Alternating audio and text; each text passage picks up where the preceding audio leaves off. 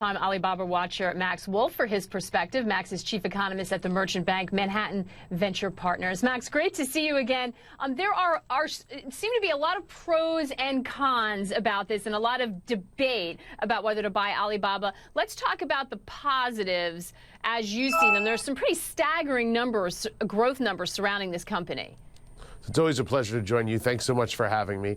I think there are a lot of positives here. I think the real excitement, sort of the cornerstone of the excitement here, is you have a well-managed company that's literally riding very, very powerful tailwinds.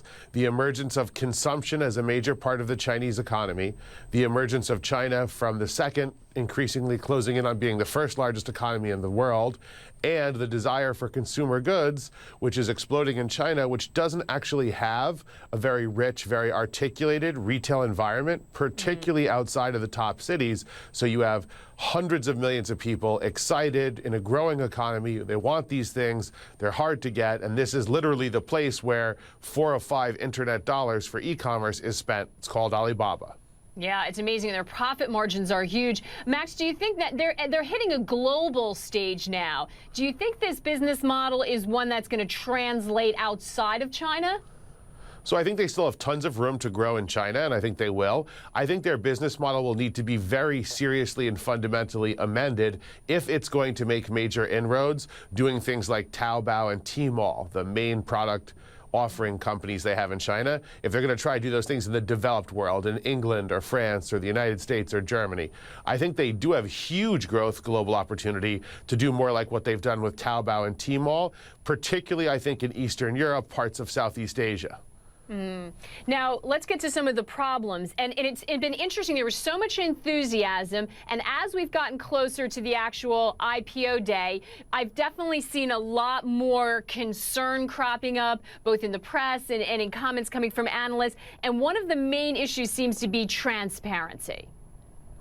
Sure. So there's a lot to love about this company, and an IPO is just the world's biggest infomercial, right? It's a big, expensive infomercial worked on by Wall Street, right? It's always good to remember that, whatever you feel about the company in question. The other truth is that this is a company going public in a VIE structure, variable interest entity, which is a kind of complicated legal structure. The U.S. Congress, both some in the House, some in the Senate, have weighed in about some of their concerns about this structure. That makes people a touch nervous. Chinese companies don't have an unalloyed history of enormous transparency, this one included, and perhaps unusually a bit, when this company goes public, you're handing the reins to Jack Ma.